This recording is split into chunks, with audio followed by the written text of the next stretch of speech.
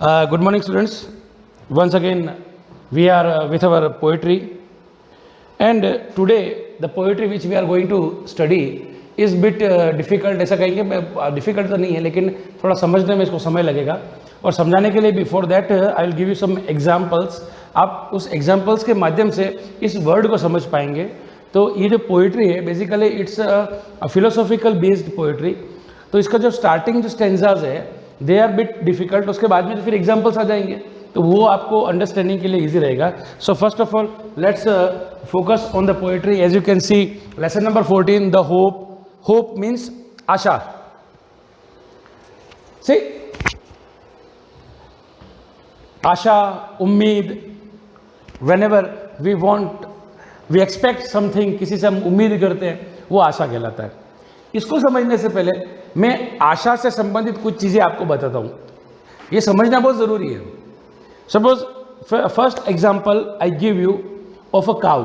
आपने अक्सर सुना होगा, हमारे आस पड़ोस में कहते हैं कि भाई हमारे घर पे फिक्स टाइम पे गाय है, वो आ जाती है और एक रोटी खा के जाती है. नहीं देते तो वो फाटक बजाती है या आवाज़ करती है.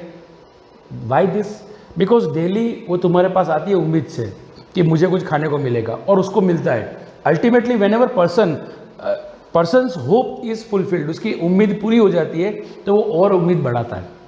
क्या करता है? वो अपनी उम्मीद का लेवल जो है वो बढ़ा देता है.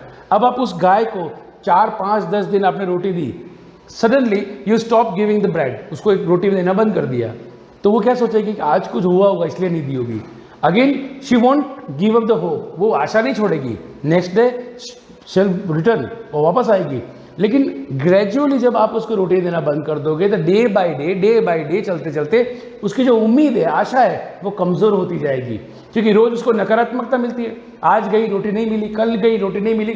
सो दैट इंक्रीजिंग नेगेटिविटी, बढ़ती हुई जो नकारात्मकता है, उससे उसकी उम्मीद खत्म हो जाएगी.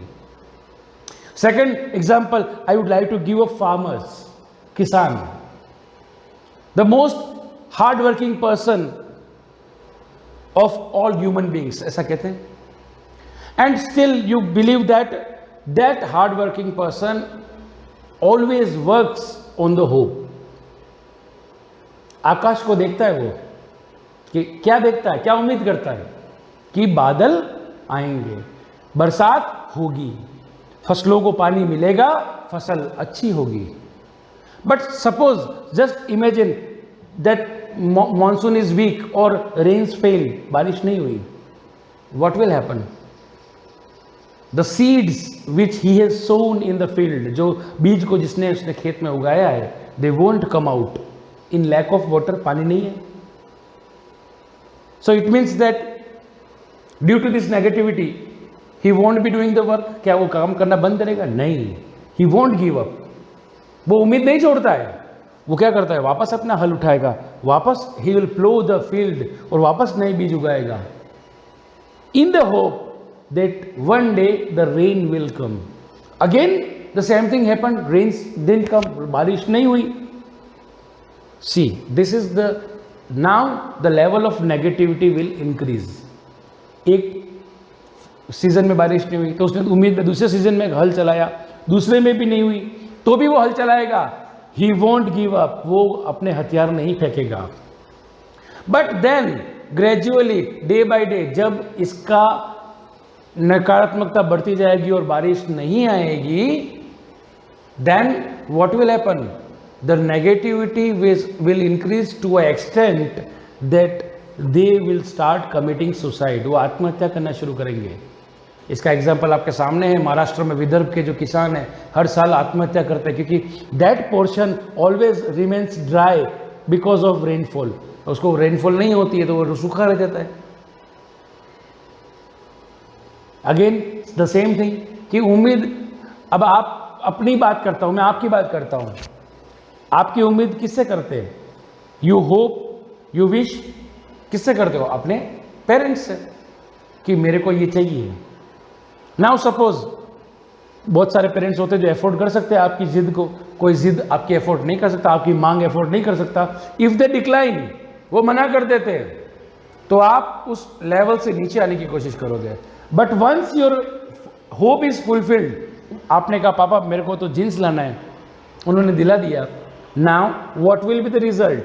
Your hope will increase. आप और बढ़ोगे, अब मुझे और ये चाहिए, मुझे ये चाहिए। Day by day your hope will be increasing when it is fulfilled. जब आपकी उम्मीद पूरी होती है, आप और उम्मीद बढ़ाना शुरू कर देते हो। This is human nature. So this was about hope. अभी हमने आशा के बारे में बताया। नाउ जस्ट फॉर इंस्टेंस, अब आप सोचिए कि ये उम्मीद लगाना, उम्मीद करना, टू होप, टू एक्सपेक्ट, ये बुद्धि आती कहां से है भाई? कौन से स्कूल में सिखाते हैं आपको कि आप ये उम्मीद करोगे तो आपकी उम्मीद पूरी होगी? No my dear, this is not taught in school. The day the baby is born, जिस दिन बच्चा पैदा होता है, द ऑलमाइटी, जो सर्वशक्तिमान है, वो उसको उसी दिन से उसकी बुद्धि में ये डाल के देता है कि ये उम्मीद तुझे करनी है, उम्मीद करेगा तो फल मिलेगा। सोचो उस छोटे से बच्चे का, नवजात शिशु है, आंखें भी नहीं खुली, When disconnected with cord, अपनी माँ के गर्भ में वो इस कोड से जुड़ा होता है, बाहर आता है, उस कोड को काट देते हैं। Now he is alone in the world. तब वो क्या करता है? ही स्टार्ट्स क्राइंग, वो रोता है। क्या उम्मीद में? कि मेरी माँ मेरे पास आ जाएगी जिससे मैं जुड़ा हुआ था। उस जन्म नवजात शिशु के, उस बच्चे के birth, right from the birth, उम्मीद ऊपर वाले ने उसको दिमाग में डाल के दी है। फ्रॉम देयर ही स्टार्ट्स, कि वो उसको पता चल जाता है कि मैं जब रोऊंगा तो क्या होगा? मेरी माँ मुझे पास ले लेगी, अपनी गोद में ले लेगी, है ना, मुझे फीड करेगी, मुझे दूध पिलाएगी, एंड ही इज सेटिस्फाइड। और gradually it becomes the habit. वो जब भी भूखा होता है वो रोने लग जाता है। This is the scenario of hope. ठीक है, अब इस तरीके से उम्मीद का जो चलता है, अब हम शुरू करेंगे पोएम को। यहां से आप देखेंगे, यहां तक आप देखेंगे कि ये जो मैं क्वाइट वर्ड लिखा हुआ है, यहां तक ये पूरा जो एक फिलोसॉफिकल डिस्क्रिप्शन है, मैं धीरे धीरे करता चलूंगा। Hope is given different names. Hope, उम्मीद, आशा, इसको कई सारे नाम दिए गए हैं। सम कॉल इट एक्सपेक्टेशन, कोई उसको उम्मीद बताता है। Others term it future relevance, कोई उसको भविष्य से संबंधित करता है। हम उम्मीद क्या करते हैं? क्या उम्मीद करते हैं? कि आज मैं अपने घर से निकला हूं, मैं अपने काम पे आया हूं, तो मैं क्या उम्मीद करूंगा? कि मुझे सैलरी मिलेगी और मेरा परिवार जो है वो खुश रहेगा, मैं उसके लिए खर्च कर पाऊंगा। मैं इस उम्मीद में अपना घर छोड़ के यहां आता हूं कि मैं काम करूंगा, मुझे पैसा मिलेगा। हर व्यक्ति उम्मीद से ही जाता है। एक शॉपकीपर अपनी दुकान खोल के बैठता है, क्या उम्मीद से? कि कोई कस्टमर आएगा, कोई चीज खरीदेगा, मैं उस पर मुनाफा कमाऊंगा, उस मुनाफे से, समझ गया आप? हम पैसा बचाते हैं। मैंने 100 रुपया कमाया, 10 बचाया मैंने, उम्मीद से कि ये मेरे भविष्य में काम आएगा। So other, some call it expectation, other term it future relevance. यहां तक हो गया। Next, some other think it's a measure of beneficiation. Beneficiation का मतलब था उपकार। अब हम उपकार करते हैं, कैसे करते हैं उपकार? हमको लगता है कि भाई अगर हमारे पास है, पर्याप्त है कोई चीज़, तो हमको किसी की मदद करनी चाहिए। हम गाय को रोटी देते हैं, उसको घास खिलाते हैं, गरीब को पैसा देते हैं, कोई गरीब भूखा है उसको खाना देने की कोशिश करते हैं। क्यों करते हैं? हम इसलिए नहीं करते कि हमारे पास ज़्यादा है, हम इसलिए करते हैं क्योंकि हमारे मन में ये उम्मीद है कि अगर मैंने कुछ बुरा किया है तो ये भलाई के काम से वो बैलेंस हो जाएगा। मेरा खराब समय आएगा तो मुझे कोई मदद करेगा। अपनी दोस्त की मदद करते हो तो you again expect the same, कि जब मेरा खराब टाइम आएगा तो वो मेरी मदद करेगा। So this is what we call, to me, sorry, some others think it's a measure of beneficiation. To me hope is the creation of soul. अब यहां पे आप पोएट क्या कहता है? Who is the poet? Ranjan Agarwal. Ranjan Agarwal क्या कहता है? रंजन अग्रवाल कहते हैं कि मेरे लिए ये आत्मा की उत्पत्ति है। बिल्कुल right. The almighty has given right from the soul is born. जैसे ही आत्मा पैदा होती है, किसी बच्चा पैदा होता है, उसके अंदर वो डाल के आता है, उसकी आत्मा से ही वो उत्पन्न होती है। हम मुसीबत में होते हैं तो क्या होता है? हमारा जो माइंड है, the super computer in here starts calculating. क्या कैलकुलेट करता है कि यार मेरे को यार ये काम है तो एक काम करता हूँ, मैं ये काम करूंगा, या मैं इसको मिलता हूँ तो मेरा काम हो जाएगा। समझ में आ रही बात आपको? प्रोसेस यहाँ से स्टार्ट हो जाता है। फिर सपोज मैंने सोचा कि यार मेरे को यार पैसों की ज़रूरत है, तो मैं मेरे 3 दोस्तों को बोलता हूँ। आपने माइंड ने ये बोला, but now the soul comes in, आपकी आत्मा आती है। आत्मा कहती है यार इससे मांगना, इससे मत मांगना, इससे मांगना। Because your soul now evaluates them, उनका मूल्यांकन करता है कि यार ये मना कर देगा, ये हाँ कहेगा, ये कहेगा मैं कोशिश करता हूँ। तो इस तरीके से ये जो है it's the hope is creation of soul.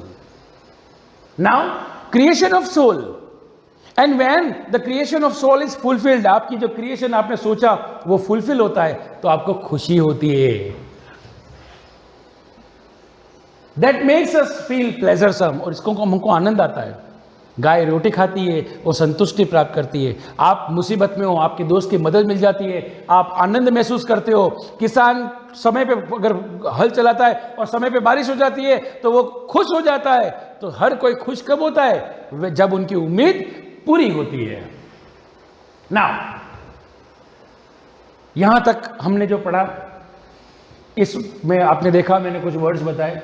Hope is given different names, some call it expectation. Second line का लास्ट वर्ड है एक्सपेक्टेशन, इसका मीनिंग आपको लिखना है उम्मीद, right. Other term it future relevance, इस पूरे फ्यूचर रिलेवेंस वर्ड को अंडरलाइन करके आपको लिखना है भविष्य से संबंधित, भविष्य से संबंधित। Some other things it's a major, major का मतलब होता है कदम या उपाय या कार्य करना। मेजर ऑफ बेनिफिकेशन, बेनिफिकेशन का मतलब लिखना है आपके उपकार। To me hope is creation, creation का मतलब लिखो यहाँ पे क्रिएशन ऑफ सोल, आत्मा का सृजन, आत्मा से बनी हुई चीज, ठीक है। And that makes us feel pleasuresome, pleasuresome का मतलब होता है सुखद या खुश महसूस करना। केवल इतने से इस पोएट को रिलेट करना। Tomorrow we will start with and live with enthusiasm, बहुत धीरे धीरे पढ़ेंगे। मैंने कहा आपको लगभग 4-5 दिन लग सकते हैं इस पोएम को। So till then again try to just understand the first 1, 2, 3, 4, 5 and 6 lines that I have taught today. Okay, thank you.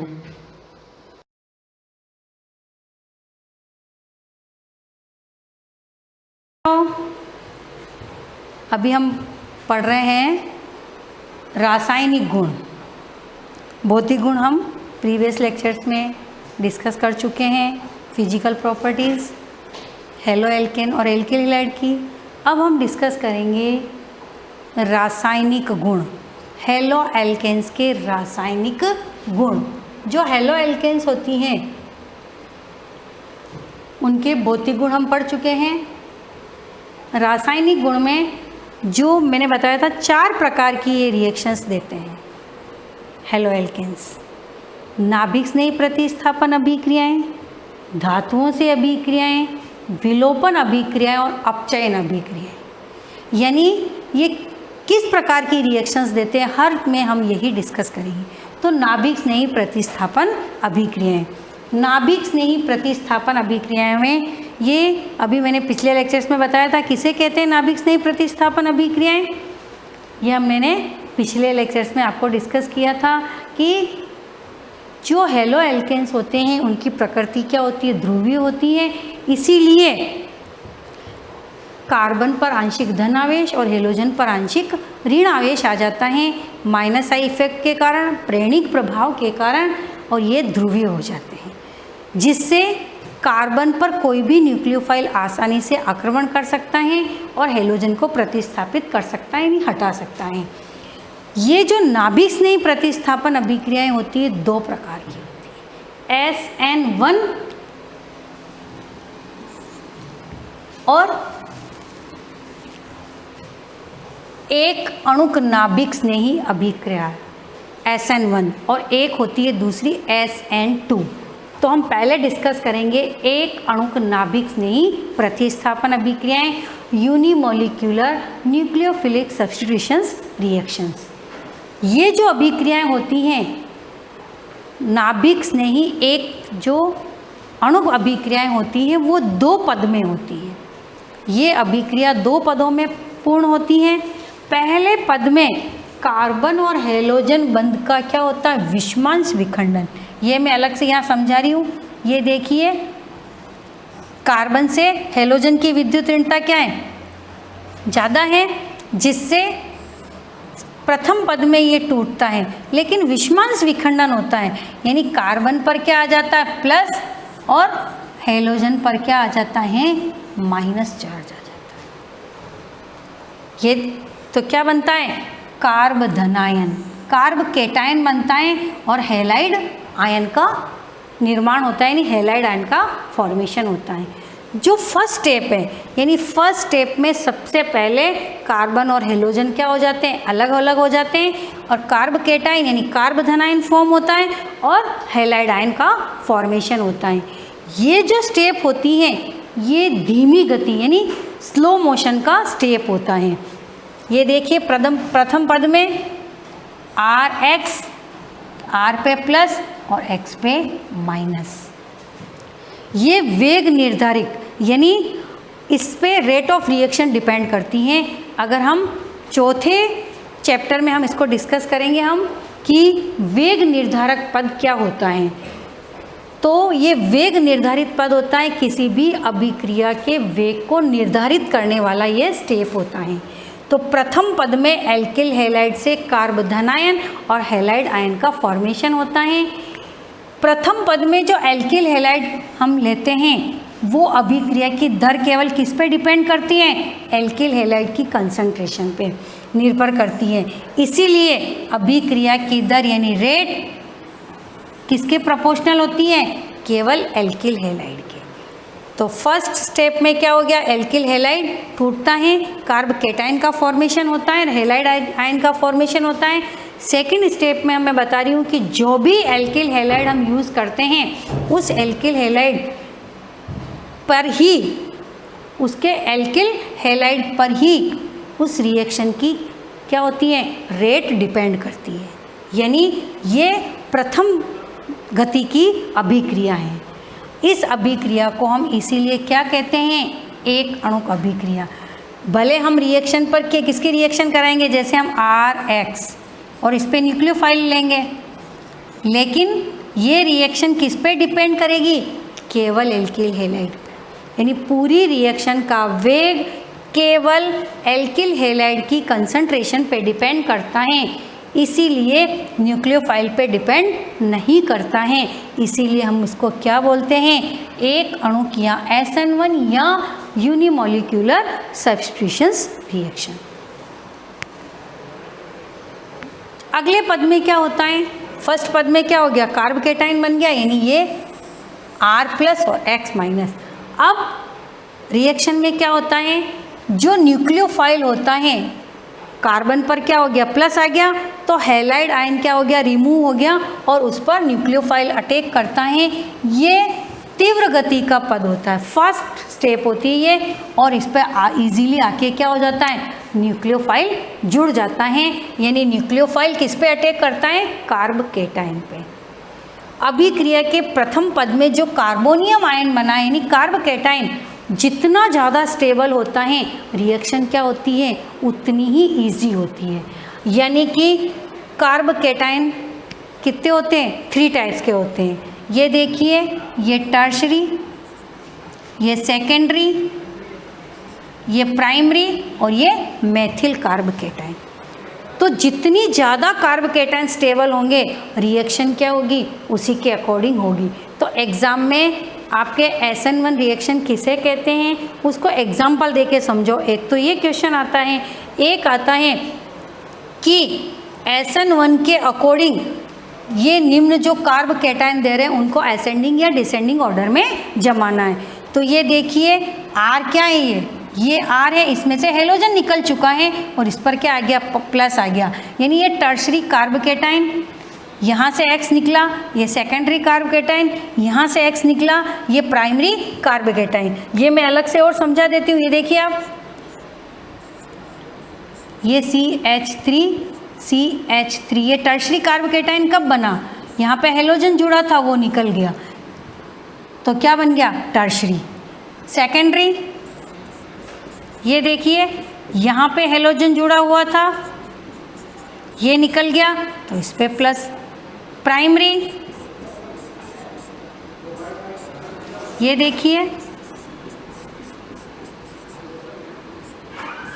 ये हेलोजन निकल गया और इस पर क्या आ गया प्लस, और ये मेथिल कार्ब कैटाइन। तो tertiary carb cation methyl group के प्लस आई इफेक्ट के कारण, प्लस आई मेथिल ग्रुप का हमेशा आर ग्रुप का क्या होता है प्लस आई इफेक्ट होता है, और जो हेलोजन्स होते हैं उनके माइनस आई इफेक्ट होता है। तो टर्शरी कार्ब कैटाइन क्या होता है स्टेबल होता है, उसके बाद सेकेंडरी, उसके बाद प्राइमरी, और सबसे कम स्टेबल होता है मेथिल। तो अभिक्रिया के प्रथम पद में जो कार्ब कैटाइन बनता है उसी के अकॉर्डिंग रिएक्शन इजीली होती है।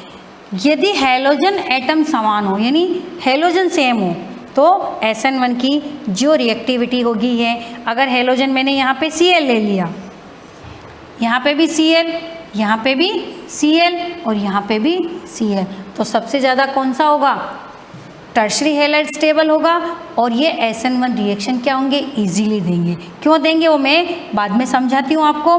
फिर देंगे सेकेंडरी और फिर देंगे प्राइमरी और लास्ट में कौन सा देंगे मेथिल। तो एक तो कार्ब कैटाइन का आ सकता है, या ये डिसेंडिंग और असेंडिंग ऑर्डर में रिएक्टिविटी के अकॉर्डिंग यानी क्रियाशीलता के अकॉर्डिंग SN1 रिएक्शन को जमाने का आ सकता है। फिर जो मध्यवर्ती कार्ब कैटाइन जो बनते हैं वो प्लेनर होते हैं। अगर प्लेनर होते हैं तो न्यूक्लियोफाइल क्या होता है दोनों तरह से जुड़ सकता है, दोनों तरह से जुड़ता है तो जो हमको प्रोडक्ट मिलता है वो रेसेमिक मिश्रण होता है। रेसेमिक मिश्रण क्या होता है वो भी मैं आपको डिस्कस करूँगी, तो हम इसको मैं अलग से आपको और समझा रही हूँ। फिर इसका एक एग्जाम्पल है तृतीयक ब्यूटिल क्लोराइड की जलीय KOH से रिएक्शन।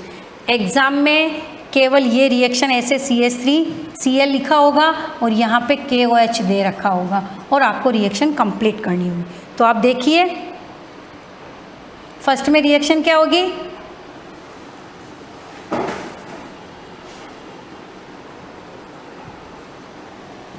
ये देखिए ये टर्शरी ब्यूटिल क्लोराइड है। तो सबसे पहले इसका मतलब क्या हुआ, किसी भी एल्किल क्लोराइड की रिएक्शन हाँ अगर हम न्यूक्लियोफाइल से कराते हैं तो क्या होता है, सबसे पहले एल्किल हैलाइड टूटते हैं, कार्ब कैटाइन फॉर्म होते हैं, उसके बाद न्यूक्लियोफाइल अटैक करता है और जितना ज़्यादा कार्ब धनायन स्टेबल होता है रिएक्शन क्या होती है उतनी ही ईजी, यानी टर्शरी हैलाइड इजीली रिएक्शन देते हैं, उसके बाद सेकेंडरी, उसके बाद प्राइमरी और उसके बाद मेथिल हैलाइड देते हैं। इसका एग्जाम्पल है जैसे तृतीयक ब्यूटाइल यानी SN1 टर्शरी हैलाइड ज़्यादा देंगे। ये देखो टर्शरी हैलाइड है, ये तृतीयक ब्यूटिल है, 1 2 3 कार्बन से हेलोजन जुड़ा हुआ है। अगर मैं इसकी रिएक्शन किससे कराती हूँ KOH से, तो क्या होगा, सबसे पहले KOH किस में टूटेगा K+ और OH-। तो ये K+ क्या हो गया इलेक्ट्रोफाइल और OH क्या हो गया न्यूक्लियोफाइल, यानी ये नाभिक नहीं कहाँ अटैक करेगा इस पे। तो यहाँ पे क्या होगा, सबसे पहले फर्स्ट स्टेप में हमने पढ़ा कि एल्किल हैलाइड क्या होते हैं टूटते हैं और क्या बनाते हैं कार्ब धनायन। ये देखिए कार्ब धनायन, ये कार्ब धनायन बन गया यानी यहाँ से Cl रिमूव हो गया और यहाँ पे क्या आ गया प्लस आ गया। अब ये प्लस जो आ गया वो समतलीय बन जाता है, नाभिक नहीं यहाँ से इधर से भी अटैक कर सकता है ये Cl और ये Cl क्या कर सकता है इधर से भी अटैक कर सकता है, सॉरी OH, ये Cl तो रिमूव हो जाएगा यानी ये कार्ब जो टर्शरी ब्यूटिल क्लोराइड है उसमें से Cl रिमूव हो गया और उसमें क्या बन गया ये तृतीयक कार्ब धनायन बना। ये समतलीय होने के कारण ये OH इधर से भी अटैक कर सकता है और ये OH इधर से भी अटैक कर सकता है, यानी कि रेसेमिक मिश्रण मिलता है हमको ये कार्ब धनायन। अब इस पे OH जुड़ेगा और क्या होगा, Cl पहले से निकल चुका है और ये क्या बन गया तृतीयक ब्यूटिल अल्कोहल, यानी एल्किल क्लोराइड पर हमने किसका योग कराया OH ग्रुप का। अभिक्रिया कैसे हो गई देखिए कंप्लीट, CH3Cl KOH CH3COH और KCl। इसको मैं आपको एक बार और वापस रिपीट कर देती हूँ। फॉर एग्जाम्पल कोई भी आपने एल्किल हैलाइड लिया, उसकी क्या होगा किसी भी जलीय KOH लेना, एक्वस होना चाहिए, एक्वस की प्रेजेंस में ही एक्वस KOH, एक्वस NaOH या एक्वस AgOH, इन्हीं की प्रेजेंस में रिएक्शन होगी, एल्कोहलिक नहीं लेना है। इसकी प्रेजेंस में रिएक्शन कराएंगे तो पहले ये KOH जो एक्वस होगा, जलीय होगा, K प्लस और OH माइनस में टूटेगा। ये नाभिक्स नहीं है, रिएक्शन जैसे ही कराते हैं ये प्रथम धीमी गति का पद है, ये देखिए R पे क्या आ गया, प्लस आ गया, और क्या बन गया ये X माइनस, X रिमूव हो गया। ये फर्स्ट स्टेप है, ये धीमी गति का पद होता है। 2 पदों में रिएक्शन है, ये प्रथम पद, कुछ नहीं करना है। ये प्रथम पद में क्या करना, X को हटाना और R पे क्या लगाना, प्लस लगाना। दूसरे पद में क्या करना है, ये R प्लस लिया, इस पे आपको क्या जोड़ना है, जो भी आपको बनाना है, नाभिक्स नहीं जोड़ना है, और क्या बन गया ये आपके ROH। ये हो गई सेकेंड स्टेप, यानी SN1 अभिक्रिया 2 पदों में पूर्ण होती है। पहले पद में कार्बोधनायन बनता है और दूसरे पद में कार्बोधनायन पर नाभिक्स नहीं अटैक करता है। ये देखिए, इसकी जगह मैंने R की जगह ये ले लिया, ये ले लिया Cl, इसको हटाया, क्या बनाइए, कार्बोनायन तृतीयक और ये Cl माइनस। अब ये जो OH है, OH हमको एक्वस ही लेना है, तो ये OH इधर से भी जुड़ सकता है और इधर से भी जुड़ सकता है। तो हम कोई ज़रूरी नहीं आपको बनाना है, कैसे भी बना सकते हो ये, और क्या बनाना है आपको, OH जोड़ना है। ये हो गई आपकी रिएक्शन कंप्लीट, यानी कि अल्कोहल फॉर्म होता है। तो किसी भी एल्किल हैलाइड पर एक्वस KOH या एक्वस बेस की रिएक्शन कराने पर SN1 अभिक्रिया होती है। वो किस पे डिपेंड करती है, एल्किल हैलाइड पर। टर्शरी एल्किल हैलाइड SN1 अभिक्रियाएं ज़्यादा देते हैं। क्यों देते हैं, क्योंकि जो कार्बोधनायन बनता है वो टर्शरी प्लस आई इफेक्ट के कारण मोर स्टेबल होता है, ज़्यादा स्टेबल होता है प्राइमरी से। तो ये एग्ज़ाम में आपके एक तो आ सकता है टर्शरी ब्यूटिल क्लोराइड का, और यहाँ पे एक्वस KOH लिखा हो, आपको रिएक्शन कंप्लीट करनी। यह आ सकता है SN1 रिएक्शन को उदाहरण देके समझाओ, तो आपको कोई भी एल्किल हैलाइड लेके आपको रिएक्शन समझानी है, कोई भी रिएक्शन आपको समझानी है।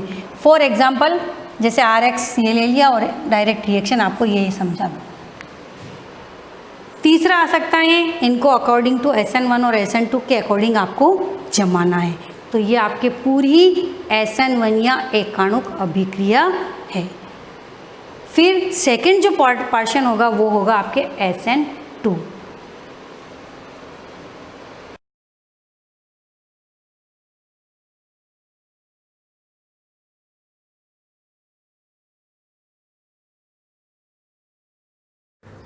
यस, गुड मॉर्निंग सभी बच्चों को। आज का जो हमारा टॉपिक है लार ग्रंथियों के बारे में, सलाइवरी ग्लैंड्स, जिसे अपन प्रीवियस क्लास में पढ़ रहे थे, उसके अंतर्गत मैं आपको एक टेबल बना के सारणी को समझा रहा था। जो अपनी टेबल थी उसके अंतर्गत मैंने थोड़ा आपको 2 पॉइंट समझा दिए थे कि उसकी स्थिति या लोकेशन कहाँ होती है। जो ग्लैंड्स अपन पढ़ चुके थे उनकी लोकेशन बताई थी एक, और दूसरा क्या बताया था, उनका साइज या अमाप, है ना। तो उसके आगे का आज अपन देखेंगे। जो टेबल मैंने बना के बताई थी आपको, उसके अंदर 3 ग्रंथियाँ अपन ने मेनली पढ़ी थी, जो 3 पेयर्स ऑफ ग्लैंड्स थी या 3 जोड़ी जो ग्लैंड्स थी। कौन सी, सलाइवरी ग्लैंड्स, है ना। सलाइवरी ग्लैंड्स की अपन बात कर रहे हैं, ध्यान रखना है ना। और कुछ ग्रंथियों के बारे में या कुछ ग्लैंड्स के बारे में भी अपन ने डिस्कस कर लिया था।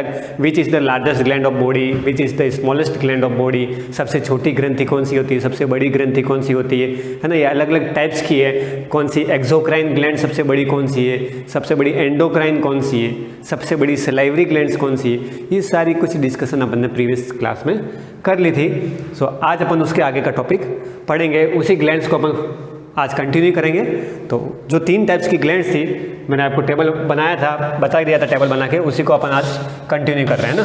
तो टेबल के अंदर मैंने क्या बताया था आपको, जो 3 ग्लैंड्स थी अपनी, कौन कौन सी थी। एक तो पैरोटिड ग्लैंड्स, एक थी सबलिंगुअल या सब मैक्सिलरी, सब मैंडिबुलर,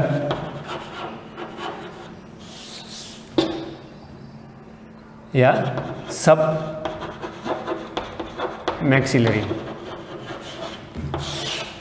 थर्ड ग्लैंड जो थी हमारी वो थी sublingual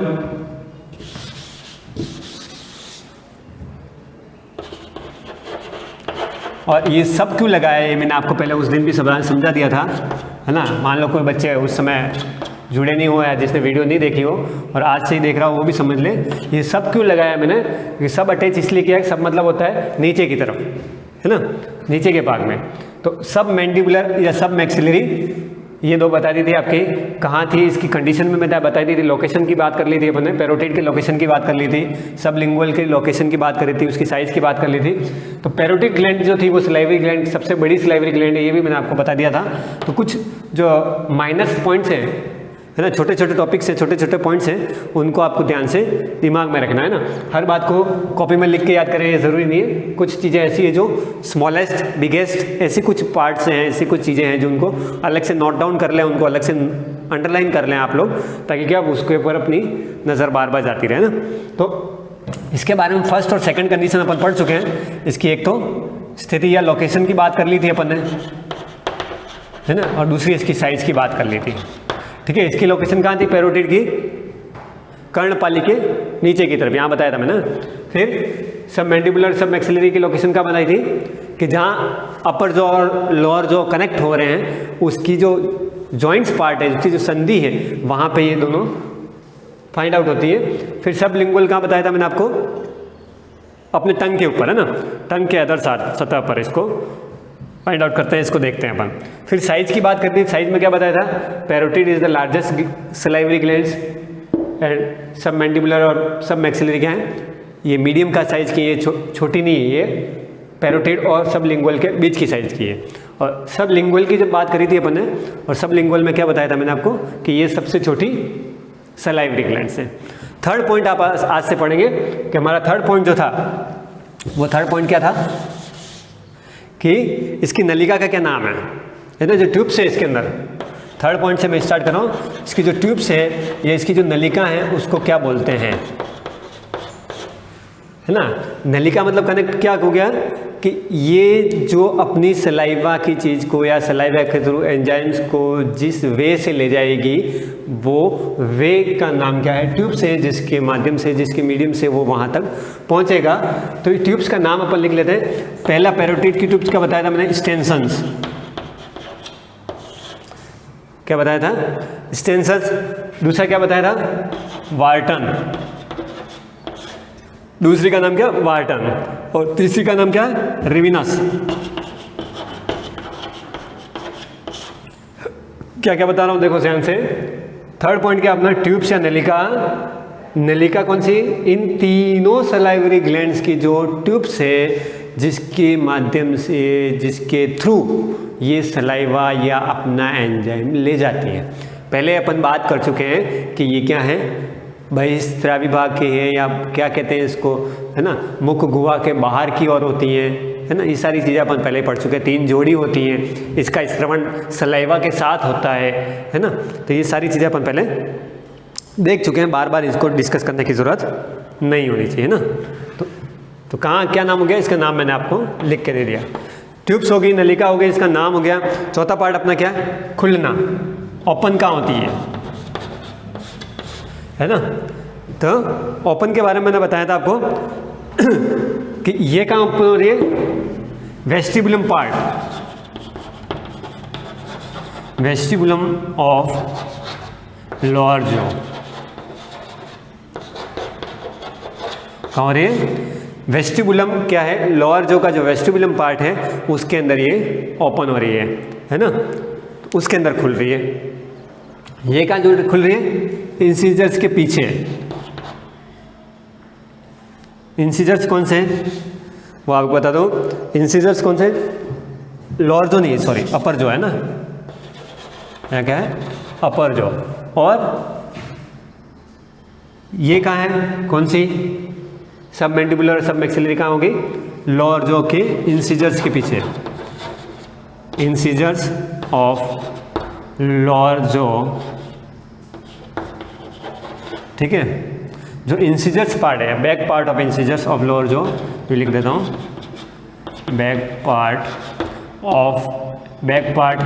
of incisors of lower जो, है ना। जो लोअर जो का पीछे का पार्ट है, ठीक है, या लोअर जॉ में जो इंसीजर्स हैं ये, ठीक है, इन इंसीजर्स के पीछे की तरफ, कहाँ हो गया पीछे, इधर के फ्रंट आ गए, ये पीछे है ना, तो इंसीजर्स के पीछे की तरफ कौन होते हैं, सब मैंडिबुलर और सब मैक्सिलरी, और ये कहाँ हो गए, अधर सतह पर, अधर सतह जिह्वा यानी टंग के ऊपर, है ना, इसके ऊपर टंग की अधर सतह पर। तो ये क्या हो गया, इसका ओपन होना हो गया, मतलब ओपन मतलब ये कनेक्ट कहाँ से हो रही है, खुल कहाँ रही है, मतलब जहाँ अपने सलाइवा को ले जा रही है वो वाला पार्ट है ये, कि नलिका खुलती कहाँ है। फिर पांचवा पार्ट ले लेते हैं इसका, कि यूज कितना है, लार का कितना परसेंटेज देती है, सलाइवा का कितना परसेंटेज देती है, सलाइवा में ये कितने परसेंट तक होती है।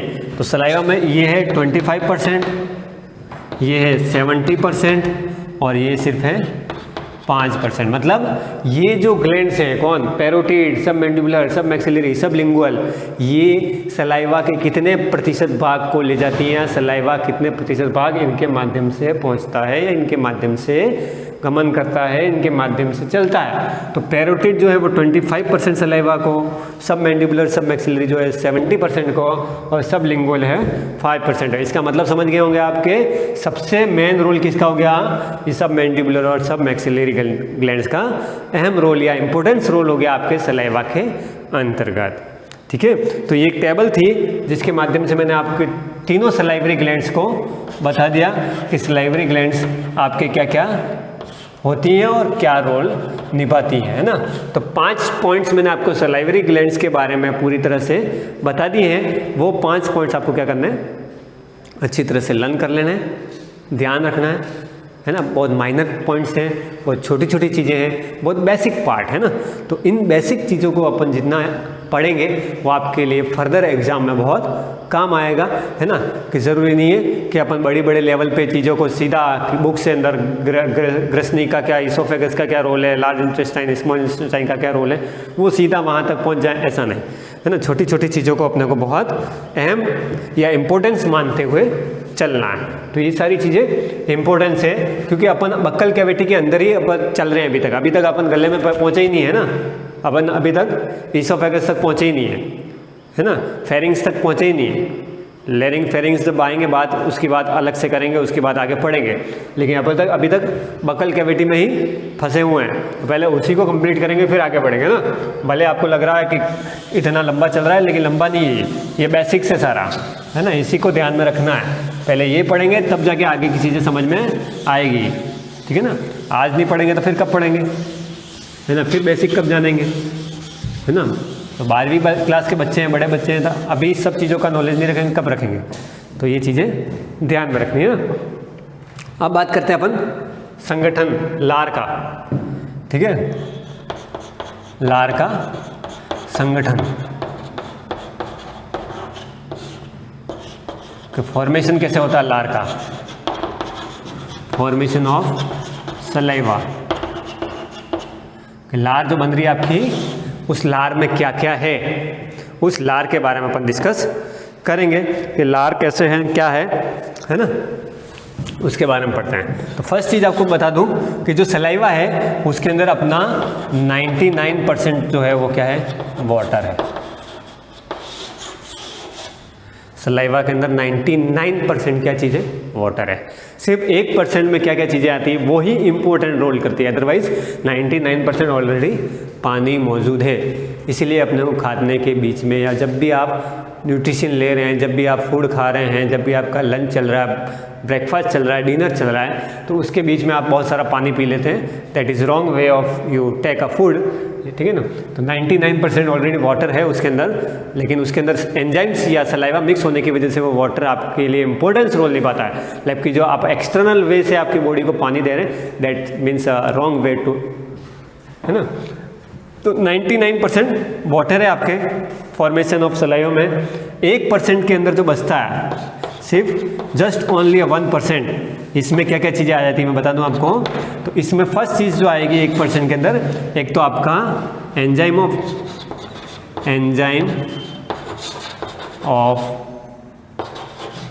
एमाइलेज।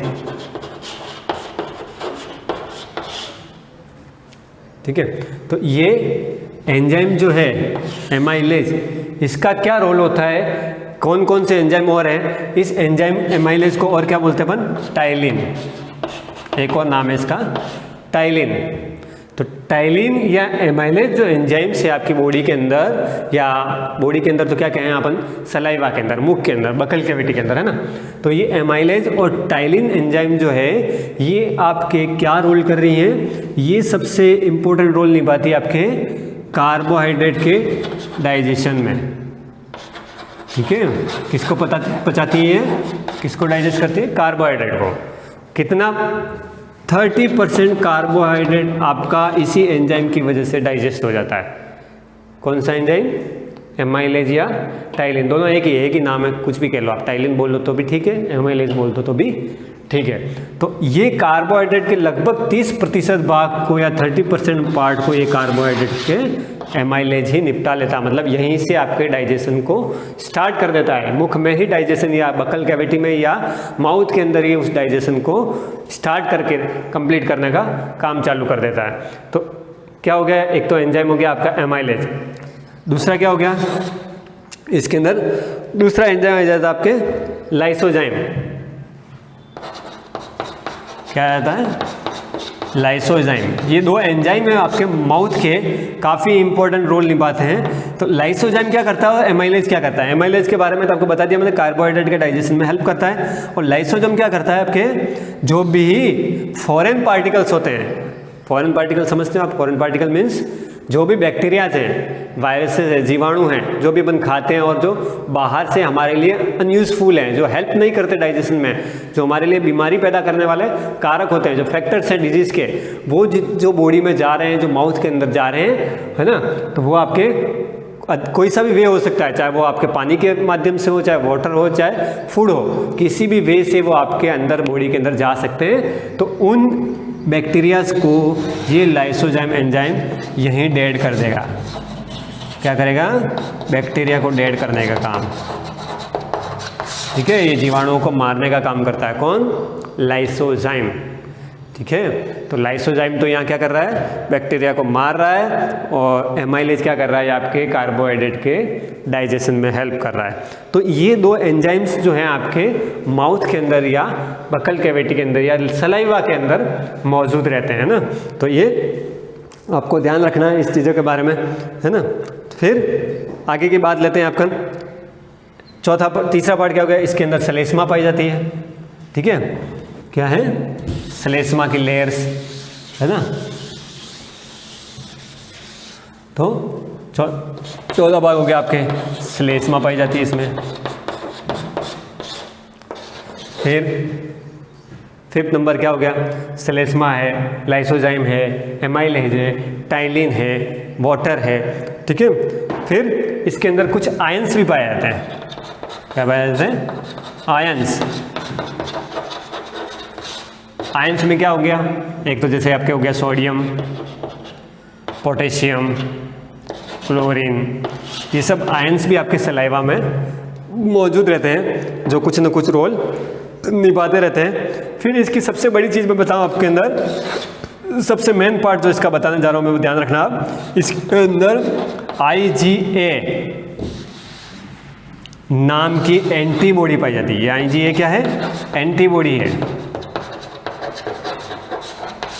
एंटीबॉडी मीन समझते हो ना, एंटीबॉडी मीन प्रतिजैविक, है ना। एंटीबॉडी को क्या कहते हैं हिंदी में, प्रतिजैविक। और प्रतिजैविक का मतलब क्या होता है वो भी समझ लो, और एंटीबॉडी का मतलब क्या होता है वो समझ लो, है ना। एंटीबॉडी या प्रतिजैविक वो चीज़ें हैं जो आपकी बॉडी में जब एंटीजेंस एंटर करता है, यानी फॉरेन पार्टिकल्स जब एंटर करता है, जो हमें डिजीज या कुछ भी तरह से डैमेज कर सकता है, वो पार्टिकल जब अंदर एंटर करता है, तो ये एंटीबॉडी कौन सी, IgA, ये IgA एंटीबॉडी उस एंटीजेंस के अगेंस्ट में वर्क करके हमें उससे प्रोटेक्ट करती है ना।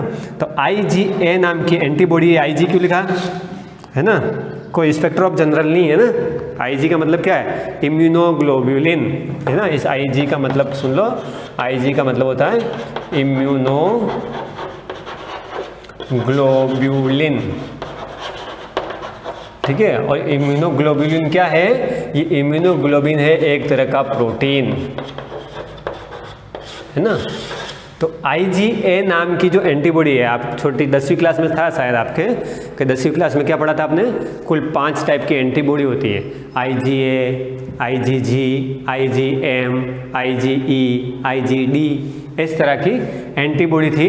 तो आप ध्यान रखना, एंटीबॉडी का नाम जैसे M था, G था, E थी, D था, A है।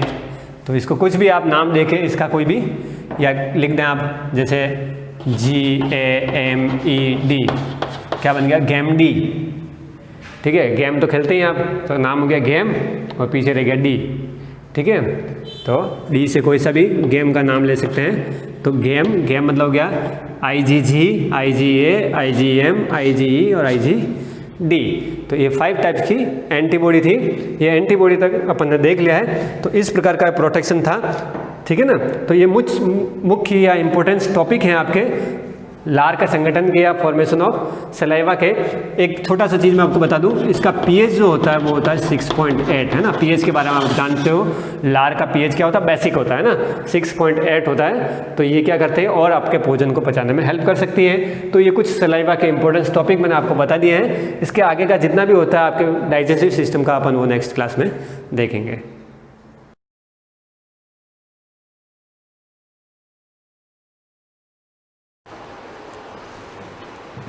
Good morning students, welcome to the class. जो लास्ट चैप्टर मैट्रिक्स था वो हमारा फिनिश हो चुका है। जो नेक्स्ट चैप्टर हम स्टार्ट करने वाले हैं वो इसी का नेक्स्ट लेवल है, डिटर्मिनेंट। लेसन नंबर 4 है आपका।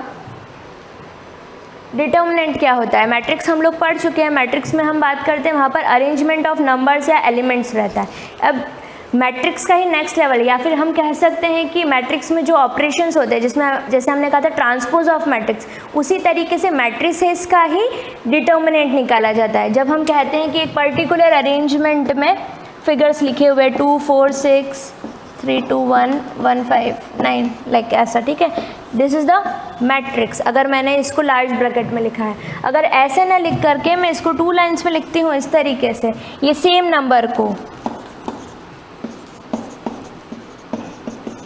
तो इसको मैं कहूँगी determinant of this matrix. If this matrix is a, तो यहाँ पर मैं इसको कहूँगी डिटर्मिनेंट ऑफ ए। अब दोनों है क्या चीज़? मैट्रिसेस में सिर्फ अरेंजमेंट होता है, मैट्रिक्स का कोई वैल्यू नहीं होता, एक सिंगल वैल्यू नहीं होती। जैसे मैंने कहा मैट्रिक्स ए, तो यहाँ पर 10-15 नंबर्स होंगे एक साथ। अब जब हम डिटर्मिनेंट की बात करते हैं तो वहाँ पर एक सिंगल आंसर होता है, चाहे वो एक नंबर हो, चाहे अल्फ़ाबेट हो, एनीथिंग, एक सिंगल वैल्यू हमारे पास मिलती है। तो डिटर्मिनेंट ऑफ एनी मैट्रिक्स हम कैसे निकालते हैं वो हम इस चीज़ में, इस चैप्टर में पढ़ेंगे। तो डिटर्मिनेंट कैसे निकाला जाता है?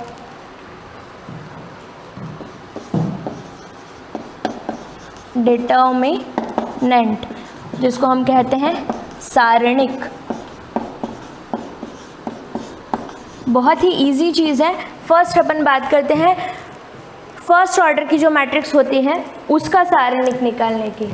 Determinant of order 1। लेकिन हाँ, एक चीज़ इसमें है कि मैट्रिक्स में जो अरेंजमेंट होता है वो किसी भी तरीके का हो सकता है। लाइक उसका ऑर्डर 1/2, 2/3, नंबर ऑफ एलिमेंट्स चाहे कितने भी हो सकते हैं। m/n ऑर्डर रहता है, मतलब m और n दोनों ही अलग अलग हो सकते हैं। लेकिन डिटर्मिनेंट में क्या कंडीशन है?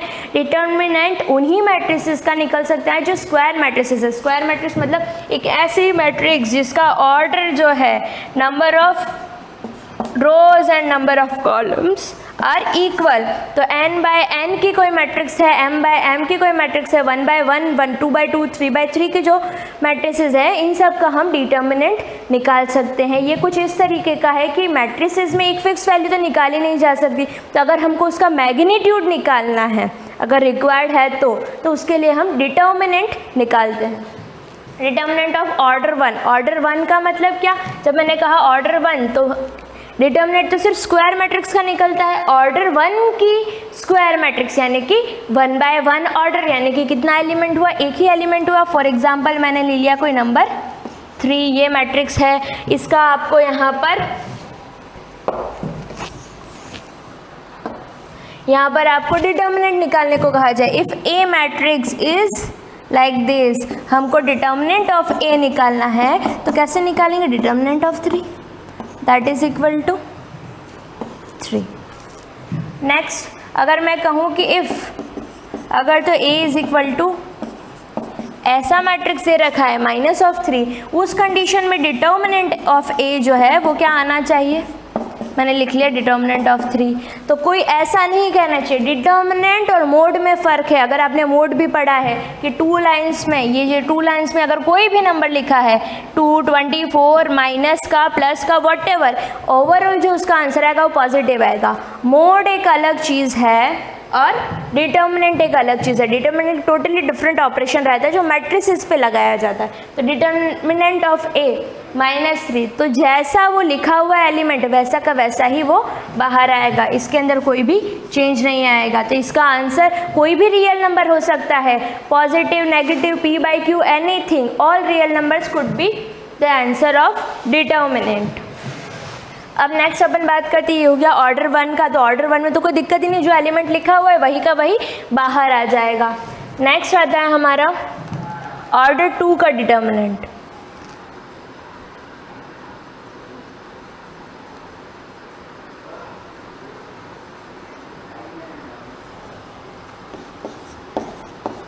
Determinant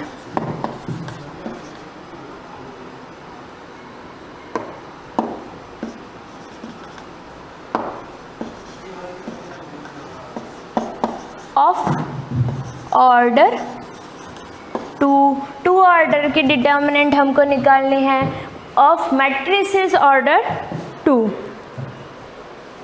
determinant of a matrix, एक ऐसी मैट्रिक्स का ऑर्डर निकालना है ऑफ जो कि ऑर्डर 2 है। तो ऑर्डर 2 की मैट्रिक्स मतलब हम स्क्वायर मैट्रिक्स की बात, जब भी ऑर्डर कहा जाता है तो ऑर्डर होता है ऑर्डर 2/2, 2/3, इस तरीके का नहीं लिखा हुआ, सिंपल 2 लिखा है, इसका मतलब ये स्क्वायर मैट्रिक्स की बात कर रहा है। तो 2 ऑर्डर 2 की स्क्वायर मैट्रिक्स क्या होगी? 2/2 की, उसका हमको डिटर्मिनेंट निकालना है। फॉर एग्जांपल कोई ए मैट्रिक्स दे रखी है, रैंडमली मैंने ले लिया 1 2 5 3, ठीक है। अब ये कोई मैट्रिक्स दे रखी है, अब इसका डिटर्मिनेंट निकालना है। डिटर्मिनेंट ऑफ ए, ये कुछ ऐसा है जैसे आप ट्रांसपोज निकालते हो, दैट्स अ ऑपरेशन, उसी की तरह ये भी एक ऑपरेशन होता है। इसका डिटर्मिनेंट, तो सबसे पहले इसको ये जो डबल लाइंस होती हैं उनके बीच में लिखते हैं 1 2 5 3। अब इसका मुझे डिटर्मिनेंट निकालना है। तो डिटर्मिनेंट निकालने का तरीका क्या होता है? जैसे ये 2/2 का है तो मैं क्या करूँगी इसको, अगर मुझे इसको सॉल्व करना है तो व्हाट वुड आई डू? जो भी फर्स्ट एलिमेंट दिख रहा है यहाँ पर, तो हम ऐसे जैसे सीढ़ी उतरते हैं ना वैसे नीचे की तरफ जाएंगे, इस तरीके से, ऊपर से नीचे, देन फिर नीचे से ऊपर, ये चीज़ ध्यान रखना है। 1 3, तो नीचे ऊपर से नीचे गए तो 1 × 3। अब नीचे से ऊपर जा रहे हैं, साइकिल डिफरेंट हो रहा है, तो उसके लिए हम क्या करेंगे, यहाँ पर बीच में माइनस लगाएंगे और फिर करेंगे नीचे से ऊपर मल्टीप्लाई, 5 × 2। तो ये इस तरीके से सॉल्व होगा। 3 - 10, तो यहाँ पर आ जाएगा आपके पास -7। तो इस मैट्रिक्स का जो डिटर्मिनेंट आया वो आपके पास आया -7। ये चीज़ आई थिंक आप फिजिक्स में भी कर चुके हैं, वहाँ डॉट प्रोडक्ट क्रॉस प्रोडक्ट निकालते हैं, वहाँ पर हमको डिटर्मिनेंट यूज़ करना पड़ता है। तो ये डिटर्मिनेंट हम इनिशियल पॉइंट से चल रहे हैं। 2/2 की मैट्रिसेस के लिए इस तरीके से मल्टीप्लाई होता है, जो भी डायगोनल एलिमेंट्स हैं उनका मल्टीप्लाई होता है और बीच में साइन उसके अकॉर्डिंग लगते हैं। अब वन मोर थिंग कि ये जो साइन हम लगाते हैं, कब प्लस लगाना है कब माइनस लगाना है, ये कैसे पता चलेगा? तो यहाँ पर क्या रहता है कि इसमें जो प्लस माइनस साइंस रहते हैं वो सारे ऑर्डर के अकॉर्डिंग चलते हैं। जैसे 2/2 का मैट्रिक्स है तो उसमें साइन रहता है, अल्टरनेट चलता है, plus minus then minus plus, क्योंकि ऊपर एक बार प्लस आ चुका है तो अब ये स्टार्टिंग होगा माइनस से, माइनस के जस्ट बाद प्लस आएगा। ये किस तरीके से हो रहा है, किस लॉजिक से हो रहा है, इसको हम आगे पढ़ेंगे। अब जैसे नेक्स्ट हम बात करते हैं, इस तरीके से किसी भी 2/2 मैट्रिक्स का हम डिटर्मिनेंट निकाल सकते हैं। अब यहाँ पर आता है आपका अब determinant of order 3 of matrix of order 3 की मैट्रिक्स है, उसको हमको डिटर्मिनेट करना है। तो कैसे करेंगे, यहाँ पर ऑर्डर 3 है, मैट्रिक्स ए हमने ले ली, यहाँ पर ये कुछ ऐसा है A1 A2 A3 B1 B2 B3 C1 C2 C3।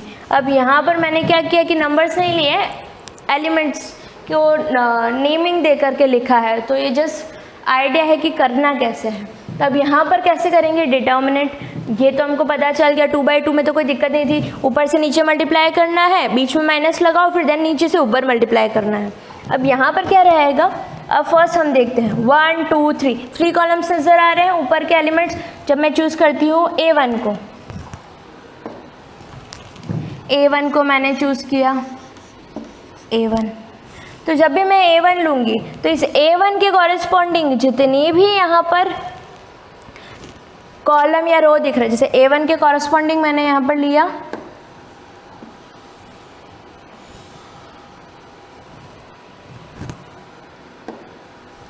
A1 के कॉरेस्पॉन्डिंग, तो ये जो इसके रिलेटेड जो कॉलम है और ये रो है, इसको हम नहीं देखेंगे। इसके अलावा क्या बचता है ये चीज़, तो इसको हम अरेंज करके लिखेंगे। चूँकि हम डिटर्मिनेंट निकाल रहे हैं तो डिटर्मिनेंट का साइन तो आएगा ही। तब क्या बचते हैं इसके अलावा element, B2 C2 B3 and C3। Clear. अब यहाँ पर क्या ध्यान रखना है, अब नेक्स्ट जो भी लिखूंगी, नेक्स्ट इज B1, A1 के बाद B1 है। अब मैं यहाँ प्लस लगाऊँ या माइनस, मुझे कैसे पता चलेगा, तो इसमें आपको ये ध्यान रखना है जब भी 3/3 का मैट्रिक्स आता है तो उसमें साइन किस तरीके से चलता है, अल्टरनेट चलता है, plus minus plus minus plus minus plus minus plus. Like ये 3/3 का है मान लेते हैं हम, ठीक है, प्लस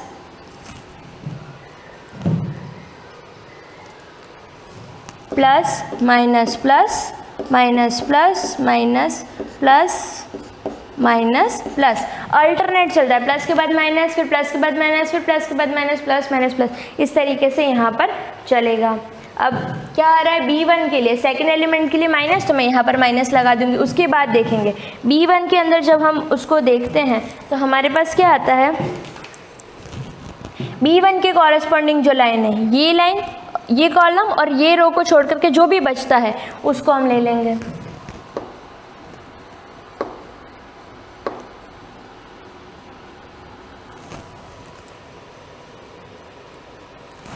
ओके, तो यहाँ पर हम जैसे इसको लेते हैं तो इसके अलावा क्या बचता है, ये हट गया, ये हट गया, बचा A2 A3 C2 C3, A2 A3 C2 C3। Okay, now the next is, next के लिए प्लस ही लगाना है। कौन सा एलिमेंट है, C1 है। अब इसके कॉरेस्पॉन्डिंग जो माइनर निकलेगा, ये कॉलम हटा देंगे, ये रो हटा देंगे, उसके अलावा क्या बचा, ये number A2 B2 A3 B3, A2 B2 A3 B3। Okay, अब यहाँ पर जो आपके पास आएगा आंसर होगा, अब इसको सॉल्व करना तो हमको आता है, 2/2 का ही डिटर्मिनेंट है, कुछ भी नहीं करना है, ऊपर से नीचे मल्टीप्लाई करो या नीचे से ऊपर मल्टीप्लाई करो। तो यहाँ पर क्या हो जाएगा, अब इसके बाद का जो मेथड रहेगा क्या रहेगा कि आपको इस डिटर्मिनेंट को सॉल्व करना रहेगा, जो कि आप पहले से ही जानते हैं, ऊपर से नीचे देन नीचे से ऊपर A1।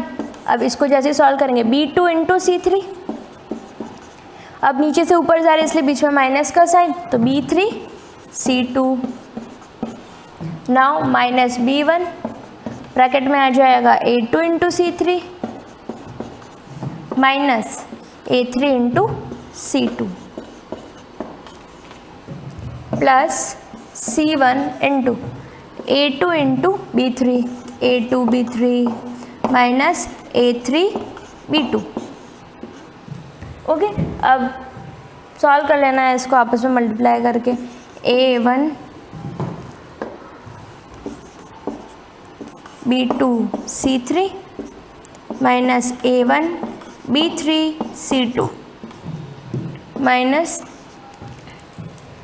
अब बाहर माइनस है तो आपको ध्यान रखना पड़ेगा, B1A2C3, बाहर माइनस है तो अंदर के साइन चेंज, ये जो प्लस का था अब माइनस का हो चुका है, माइनस माइनस प्लस तो हो जाएगा B1A3C2 और यहाँ पर हो जाएगा plus C1 into A2 to B3 minus C1A3 into B2, ये आपका फाइनल आंसर आ जाएगा। अब यहाँ पर तो नंबरिंग नहीं ली थी हमने, इसलिए इस फॉर्म में आंसर आया, अदरवाइज आपके लिए सिंगल वैल्यू आंसर आएगा, 3, 2, 4, 5, 10 कोई भी रियल नंबर हो सकता है। अब ये तो बात हो गई डिटर्मिनेंट्स की।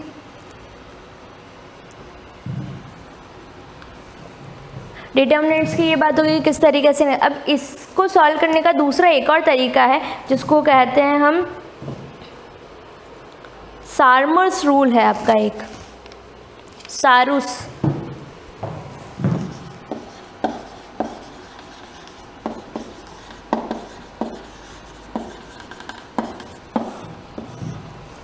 सारूस का एक डायग्राम है जिसके थ्रू भी आप डिटर्मिनेंट को सॉल्व कर सकते हैं, अगर ऐसे नहीं करना चाहते तो 3/3 के लिए स्पेशली वो है। ये रहा हमारा determinant A1 A2 A3 B1 B2 B3 और C1 C2 C3। अब सारूस डायग्राम है क्या, अब इसमें क्या है कि डायगोनल्स का एलिमेंट मतलब मल्टीप्लाई करना है आपको और कुछ भी नहीं। जैसे A1 B1 वाली सीरीज अगर C2 वाली आ गई, अब अपन क्या करेंगे, अगेन इसको रिपीट करेंगे, C2 C3 तक आ गया, फिर इस A1 A2 A3 को यहाँ लिखेंगे, क्या बचा B1 B2 B3, B1 B2 B3 को यहाँ पर लिखा। फिर अब यहाँ पर क्या करेंगे, हम डायगोनल जितने भी आपके डायगोनल्स हैं उसके अलॉन्ग लाइन ड्रॉ करेंगे। तो ये कुछ ऐसा 1 2 एंड 3। तो इन लाइंस के अलॉन्ग क्या आ रहा है, देखो यहाँ पर फर्स्ट लाइन ये ली मैंने, ये एक डायगोनल हो गया, सेकंड इज दिस,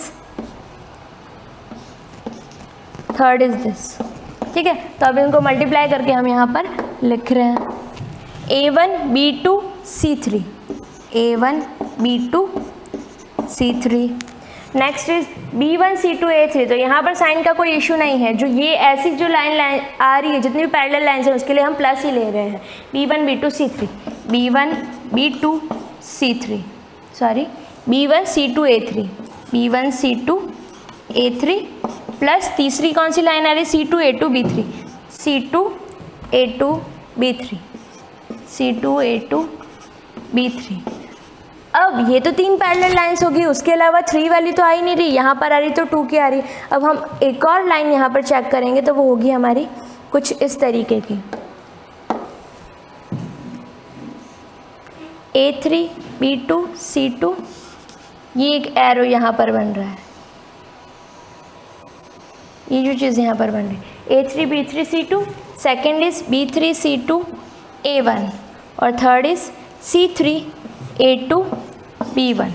तो इनके प्रोडक्ट्स आ गए, तो माइनस करके हम इनके प्रोडक्ट्स को लिख लेंगे, क्या हो जाएगा A3 B2 C2, A3 B2 C2 plus B3 C2 A1, B3 C2 A1 then C3 A2 B1, C3 A2 B1। तो जैसे डायगोनल्स होते हैं ना आपके तिरछे, वैसे ही हमको डायगोनल बनाते जाना है। तो जो पैरेलल जो डायगोनल्स है कुछ ऐसे, इन सब का जो प्रोडक्ट है ये प्रोडक्ट प्लस ये प्रोडक्ट प्लस ये प्रोडक्ट, और इस तरीके से जो बन रहे हैं उनके भी प्रोडक्ट्स होंगे, ये प्रोडक्ट प्लस ये प्रोडक्ट, ये प्लस ये प्रोडक्ट। प्रोडक्ट का मतलब मल्टीप्लिकेशन, इसमें जितने भी एलिमेंट्स आ रहे हैं सबका मल्टीप्लिकेशन, इसका प्लस इसका मल्टीप्लिकेशन प्लस इसका मल्टीप्लिकेशन, और ये जो आप नीचे से ऊपर वाले चल रहे हैं वहाँ पर हम माइनस लेकर के चलेंगे। तो ये सारूस डायग्राम से भी आप डिटरमिनेंट सॉल्व कर सकते हैं, अदरवाइज हमारा नॉर्मल मेथड तो रहता ही है। अब इसके बाद जो चीज़ आपकी आती है, डिटर्मिनेंट सॉल्व करना हम जान गए। अब जो नेक्स्ट क्लास होगी उसमें हम सीखेंगे कि डिटर्मिनेंट्स के कोफैक्टर्स और माइनर्स कैसे निकाले जाते हैं। तो ऐसा कुछ नया नहीं करना है, बस उसका नाम है जो चीज़ आप ऑलरेडी यहाँ पर निकालते हैं। अब इसके अलावा डिटर्मिनेंट से रिलेटेड जितने भी क्वेश्चन है, एग्जाम्पल है, वो आपको सॉल्व करना है। Thank you.